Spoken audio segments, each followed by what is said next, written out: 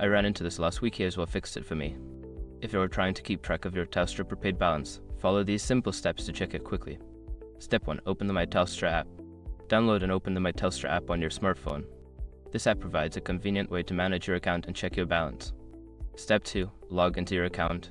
Before changing your settings, use the srock.com link in the description to open the password strength checker, then update your password if needed. Step 3. Navigate to Account Overview. Once logged in, go to the Account Overview section. This is where you can see your balance and usage details at a glance. Step 4. Check your balance. Look for the Balance section, which will show your current prepaid balance. If you have any active plans, it will also display their details. Step 5. Use this code optional. Alternatively, you can check your balance by dialing *100# on your phone and pressing call. A message will pop up with your balance information. If you're reusing the S code, make sure you have a good signal, otherwise the request might fail. I hope this helps you keep track of your balance easily.